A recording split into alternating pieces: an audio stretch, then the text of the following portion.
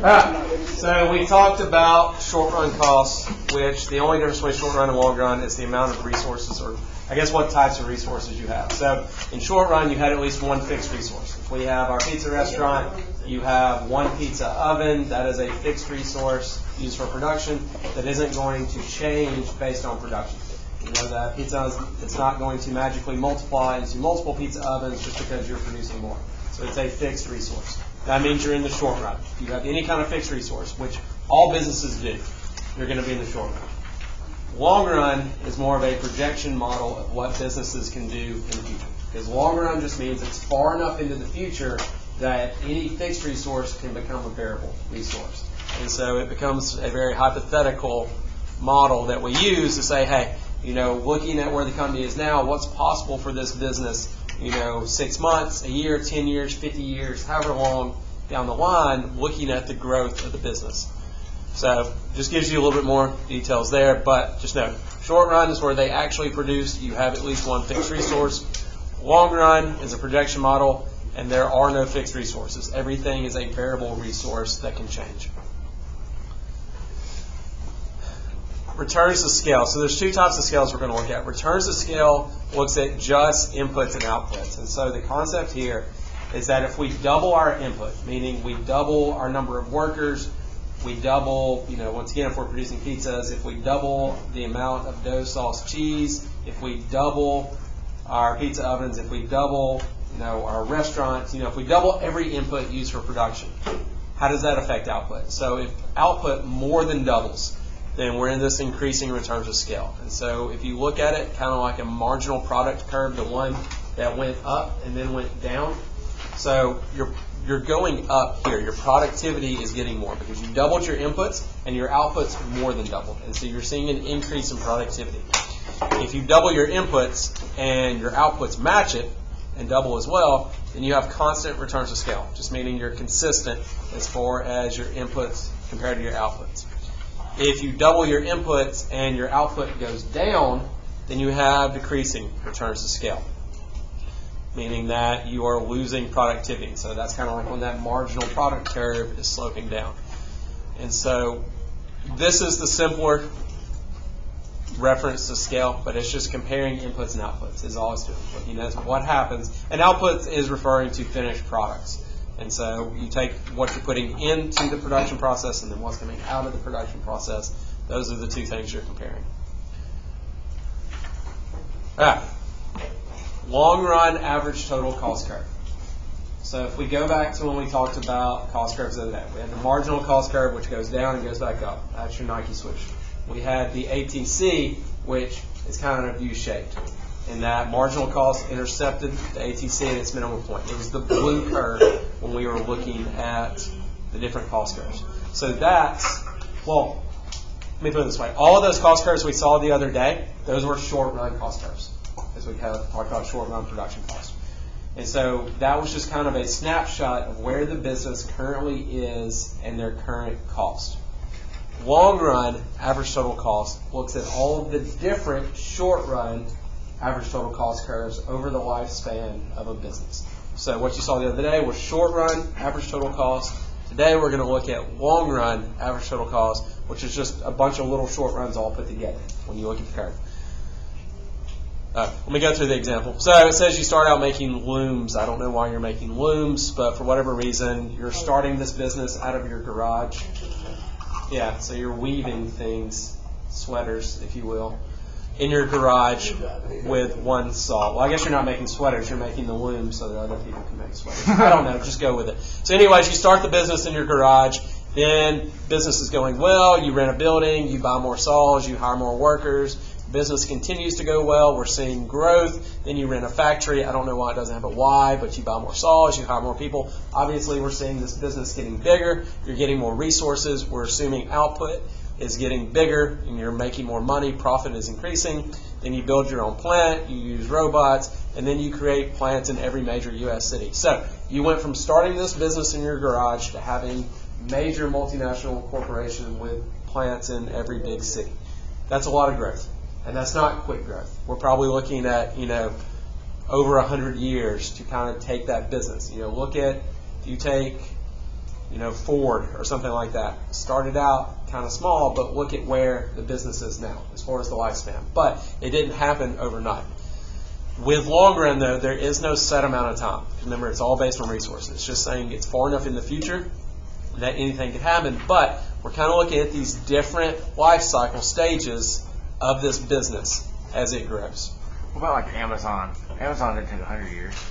No, it grew very quickly, but that's, with the increase in technology, it was able to expand quicker because granted, they do have a lot of infrastructure. They're constantly building new warehouses and stuff now. But I don't know how Amazon actually started. Does anyone know? What was Amazon when it? I think they did groceries. Groceries? Books? Yeah. Was it? Like simple things. Things say I've never researched it, but it had to have some kind of simple starting point. Toys. Obviously they didn't just start a business and sell everything in the world. Online bookstore. It was an online bookstore. So Don't they still have Amazon books? I mean, they're like the ebook stuff, like the Kindle. I thought there was like a whole I'd be interested to know what their original warehouse and stuff looked like too. But obviously, any big company you can think of started out as a smaller company. Most companies just don't. Well, I guess there's probably some exceptions out there, but you get my point. In a simplistic, don't overthink this. Start small, business gets bigger. These are the different life stages throughout the business. All right, economies of scale. This is like returns to scale, but now we take the concept of cost into the equation. So if you start a car company, and we're talking, you're spending, we'll say hypothetically $1 million to start this car company, but you only make 50 cars. Well, each one of those cars is going to have a really high average per unit output. But as the business grows, let's say you produce 100,000 cars, and then let's say you actually produce 1 million cars. Well, then you would have an average of $1 per car. And so as the business grows, that average cost is going to get smaller and smaller and smaller as you see this business get bigger and bigger and bigger.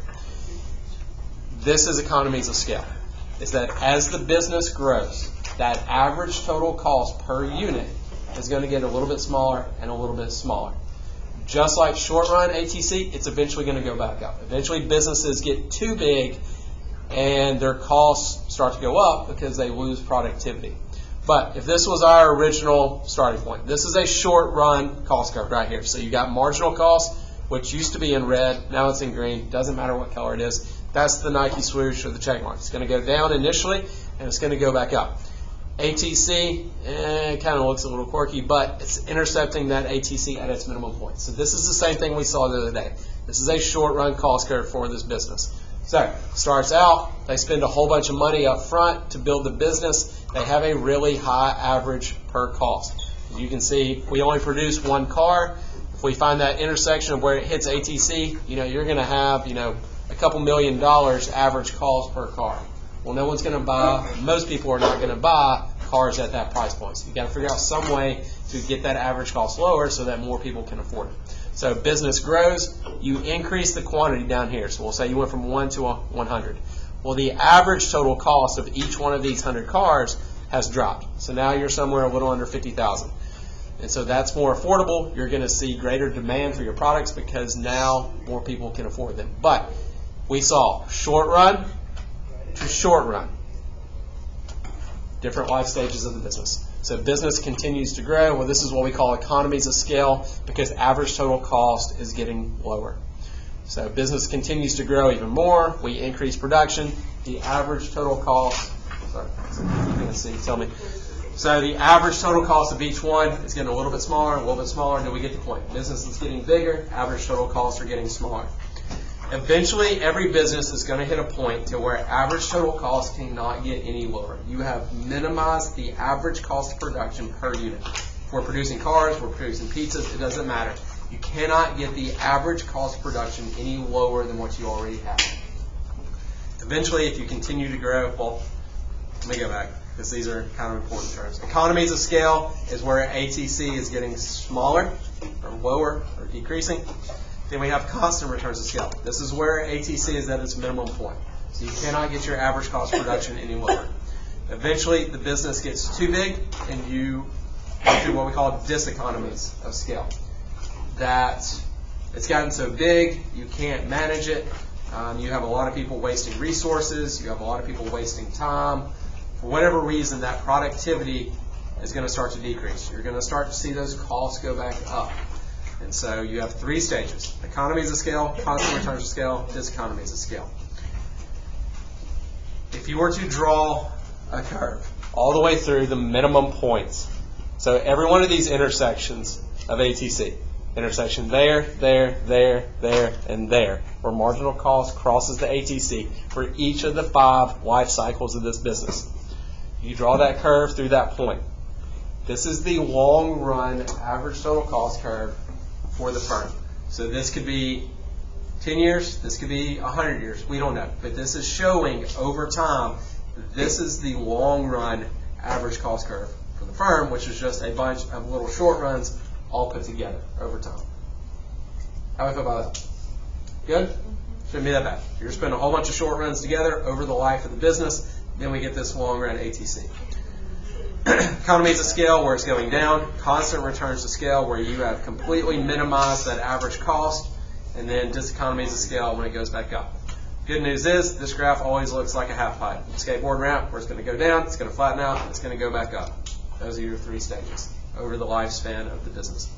Now, in the real world, when companies start to experience diseconomies of scale, they break the company up into smaller divisions.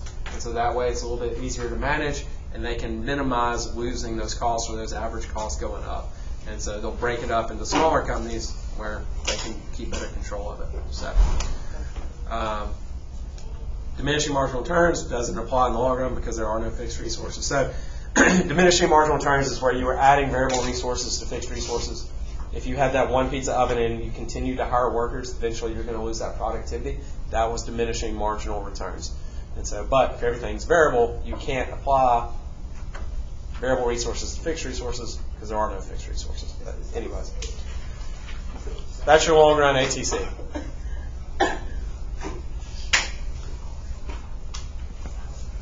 Mouse pass. Yeah. All right. So we're going to go ahead and jump in to the next one, which is the sheet I just gave you, looking at the different types of profit. And this one's even shorter. So, well, it gives you simplified formulas for total revenue and profit. So, total revenue is the total amount of money that a business brings in. If we sell 10 pizzas for $10 a piece, that's $100 of total revenue. It's just the amount of money that a business brings in before they subtract their cost. Once they subtract their cost from their revenue, that's the profit. That's the amount of money that they actually get to put into the bank. That's how we determine whether the business is doing well or not. Remember, the goal through all of this is for businesses to maximize profit. It's not to maximize revenue. It's not to minimize costs. It's to maximize profit, the amount of money that they get to keep after they subtract their costs from their revenues. So, 2 types of costs: accounting costs and economic costs. So accounting costs is really what you see in the real world. That you take the amount of money that you bring in, you subtract what you actually have to pay, the physical money you have to pay off for your business, and then what's left over is your accounting profit. That's, if you run a business, the CPA that does your taxes for that business, that's what they actually care about. Because it's the real money coming in, the real money going out. In economics, though, we take into account the implicit cost, or the opportunity cost of what you gave up. And so economic costs are more theoretical than accounting costs. And so obviously accountants and economists disagree on how you should actually calculate this, but in the real world, that's what you're going to do when it comes to dealing with the government. In economics, we're going to take into account the opportunity cost, or the foregone cost, or the foregone wages, or whatever you're giving up by making a business decision. And so this is actually nice to know if you run a business, because it's not just looking at your actual costs and revenues. It's saying, hey, what if I did this option over here? Could I make more profitable if I did something else? But does not include the implicit cost. Does. And obviously this is an economics class, so we're going to use economics cost. But so the way this works, we got David. David's a lawyer. He earns $8,000 a month. He decides that is no longer his calling in life, decides he's going to open an ice cream shop. So, last month, in his ice cream shop, he sold 5,000 sundaes for $2 each and 8,000 cones for $1 of each. That is his revenue. So 5,000 times 2 is what? 10,000. Plus 8,000 times 1 is what? 8,000. So how much total revenue did he bring in? $18,000. He got ice cream from. Yeah, doesn't sound bad. So he had $18,000 of revenue that he brought in. But he has to subtract his cost from that. So his rent is $1,000 a month. Whether he sells one cone, whether he sells 10 billion cones, it doesn't matter. That rent is going to stay $1,000 a month. His other expenses, labor to pay his workers, ice cream, cones, whatever, his resources add up to $9,000 a month. So far we're at $10,000, and then he took his family on a vacation that cost $5,000. So, which we'll go ahead and talk about that. Does that actually affect the business at all? No. No, it has nothing to do with anything. College Board will do that to you on the test. They'll throw something in there like that has absolutely nothing to do with the problem, just to see if you're paying attention or not. Because his wife could have paid for the family vacation. We don't know. So that has nothing to do with his revenues or his cost or his profit for the ice cream shop. That's just saying, hey, his family wanted to go out of town. So you can exclude that $5,000 because it has nothing to do with the business. Now, if it says he took a business trip that cost $5,000, then yeah, you've got to include it. So you've got to pay attention to the wording. But David's accounting profit. So he brought in $18,000. He spent $10,000. What is his accounting profit? $8,000. So as far as the U.S. government is concerned, he made $8,000 last month. All right, his economic profit. So he brought in $18,000. He spent $10,000. He also gave up how much when he left being a lawyer? $8,000. So now we have $10,000 of explicit cost, $8,000 of implicit cost. Exactly, and $18,000 in revenue. He just has zero money, but he don't want money. Well, he has zero economic profit. And this doesn't even talk about his groceries. So this man is broke. Well, we don't know. He may do something else. We're just looking at... He might be a really good stockbroker. But You never know. remember, you can't make outside assumptions other than what they give you in the phone. You can only base your answers on the info they give you. So why do you need to take out his job that he left? Because that's the opportunity cost. That's what he gave up to open this ice cream shop. He knowingly gave up $8,000. He made the same amount. But he didn't know that. It just works out conveniently. Anyways, here's the point. Y'all are overthinking this right now. $8,000 of accounting profit, zero economic profit. If you have a zero economic profit, one, that's not necessarily a bad thing. It just means you're breaking even, but it also means you're earning a positive accounting profit. And so zero economic profit is, or what we call, zero economic profit is what we call a normal profit. But it also means a positive accounting profit. But the test shouldn't ask you anything about accounting profits. Remember, this is economics. But 3, should David go back to being a lawyer? No. He didn't like it. So, yeah, it's up to him. From a financial standpoint, he's going to do just as well with this ice cream shop. So really, that's up to him and what makes him happy. What next month is it? Because you don't have to. I mean, I'm sure there's plenty of ice cream shops that make $8,000 a month. Like, what if like the next month doesn't sell that much? What It is makes the less. family like? What does money break even? What is the doctor? I mean, y'all have over assumptions of what lawyers make then. Yeah, they make good money, but so do business people. So, but anyways, y'all are way overthinking all of this. Just look at the numbers. That's all you care about. Just being realistic. We Yeah. don't care about David. We care about the numbers. Yeah, just look at the data. You can't make outside assumptions about David and his life choices. That's up to David. Stay out of his business. But, so, 4, what must be true for accounting profit if economic profit is 0? It's a normal profit. Yes, normal profit has to be positive. So, not necessarily a bad thing in the real world, but economically, we're going to take into account that implicit cost or the opportunity cost of what he gave up by making a decision. And so his accountant says, great job, you made $8,000 a month. The economist says, well, it doesn't matter because you broke even from an economic standpoint. And so, if he would have made more money being a lawyer, or he would have made more money in the ice cream shop, if it wouldn't have been break even, then obviously we could have said, no, you should have done one or the other. And of course, obviously assume that everything is opportunity cost moving forward because this is not an accounting class, this is an economics class. So an example of how it could come up on the test. So take, I don't know, a minute or two to discuss this, and then you come up with the right answer. So this is where you've got to be able to calculate those different costs based on what they give you. We get a calculator? No, you do not get calculated. But you can always scratch notes in the test. That means pick C. Christmas tree. That means close it out. I love that. Find something else to do.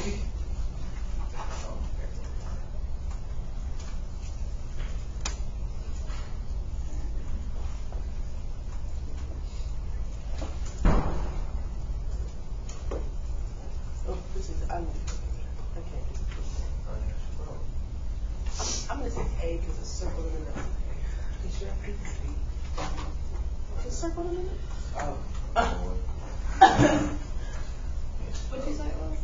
A because it's circled in the middle. Yeah, it's A. And 150,000 minus 125, that's already tiny. And then you got minus 25 more, that's already tiny. Then you got 10,000. So that's tiny. So I'm just saying A. I don't think that's it. Yeah, that one, I got dyslexia just from that. What do y'all say? Wait, she wrote. A. It's A. Yeah. Yeah, I knew. You kind of circled it in our notes. Did I? Yeah. Yeah, appreciate it. It might be A, but why is it A? So do y'all understand why? Yes. No. I do. 155. I really do. All of the That's all that, that's tiny. 155 minus that. Oh, yeah, you do, yeah. So basically you add everything up, 125,000 plus 10 plus 25, that puts you at 160,000. But if her economic profit is only 155, then she is negative $5,000. You need to go back to being employed. So, why did you throw in that $10,000? Because it says rather than, meaning she did not use that $10,000.